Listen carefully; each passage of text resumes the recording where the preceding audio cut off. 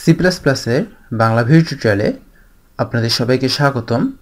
আমি মোহাম্মদ শরীফ চৌধুরী। আজকের পর্বে আমি ইওএফ নিয়ে আলোচনা করব। ইওএফ হচ্ছে এন্ড অফ ফাইল, অর্থাৎ একটা ফাইল যেখানে শেষ হয়। সো ধরলাম আমাদের কাছে কিছু লাইন ফাইলে আছে এবং আমরা সেটাকে ইনপুট হিসেবে নিতে যাচ্ছি। সো আমি জানি না কতগুলো লাইন আছে, সেক্ষেত্রে আমরা ইওএফ ইউজ করতে পারি, অর্থাৎ এটা আমাকে বলে দিবে যে আমার ফাইলটাতে এখনও কোনো ডাটা আছে কি নাই। সো এটা হচ্ছে গতদিনের কোড, আমার এটা দরকার আছে। সো আমি এখানে গতদিন যেটা করছিলাম যে যেহেতু ইনপুট নিব, সো ইনপুট ফাইল স্ট্রিমে নিছিলাম, তারপর test.txt ফাইলটাকে ওপেন করছিলাম এবং যদি ওপেন না হয় সেই ক্ষেত্রে প্রিন্ট করবে এখানে কান্ট ওপেন ফাইল, এবং যদি ওপেন হয় সেক্ষেত্রে কিছু কাজ করবে, অর্থাৎ সে একটা লাইনটা ইনপুটে নেবে, নেওয়ার পরে ফাইলটা ক্লোজ করবে। সো আমাদের এটা লাগবে কারণ আমরা এখানে একটা লাইন না, আমি এখানে একাধিক লাইন ইনপুটে নিব। সো এখানে আমি এখান থেকে ডটটা আমি কেটে দিচ্ছি।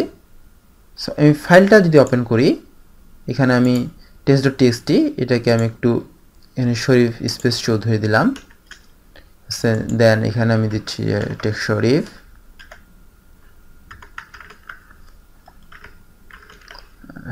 শরীফ, তারপর এখানে দিলাম যে হ্যালো, তারপর ফাইল।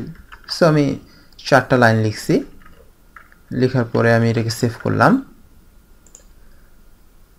আমি যদি এখন এই প্রোগ্রামটাকে রান করি তাহলে দেখব শুধুমাত্র প্রথম লাইনটাই প্রিন্ট করতেছে, বাকিগুলা করতেছে না।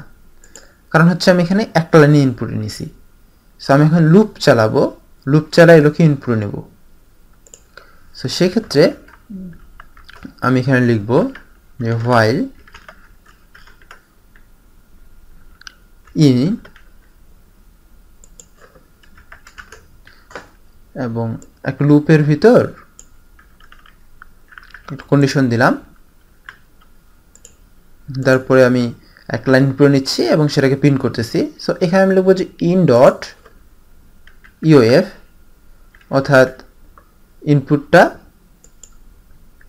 ইউএফ এ চলে গেছে, এটা চেক করে এই ফাংশনটা দিয়ে, in ডট ইউএফ দিয়ে, যে আমার ফাইলটা শেষ হয়েছে কিনা, এবং কতক্ষণ পর্যন্ত চালাবো, যতক্ষণ পর্যন্ত ফাইলটা শেষ না হয়, অর্থাৎ not equal to in dot UF. যদি আমার ফাইলটা শেষ হয়ে যায় তখন আর আমার কোনো কিছু রিড করবে না। সো এখন আমি যদি এটাকে রান করি তাহলে দেখবো যে আমার সবগুলাই চলে আসছে। আমি একটা এখানে নিউ লাইন দিয়ে দেই, তাহলে বুঝতে সুবিধা হবে। রান করলাম, দেখবো যে আমার এখানে সবগুলাই আউটপুট হিসেবে শো করতেছে, অর্থাৎ প্রতিটা লাইন সে পড়তে পারতেছে। সো এখানে in ডট ইউএফ ইউজ না করে আমরা সরাসরি ইনও ইউজ করতে পারি, while in, এবং এটাকে যদি আমি রান করি দেখবো যে সেম রেজাল্ট। সো আমরা ডাইরেক্টলি ইন ইউজ করতে পারি বা নট in ডট ইউএফ, যে কোনো একটা আমি ইউজ করতে পারি। দুইটাই আসলে আমাকে ইন্ডো ফাইল পর্যন্ত নিয়ে যায়। সো ধন্যবাদ সবাইকে আমার সাথে থাকার জন্য। দেখা হয় পরের টিউটোরিয়ালে। ধন্যবাদ সবাইকে।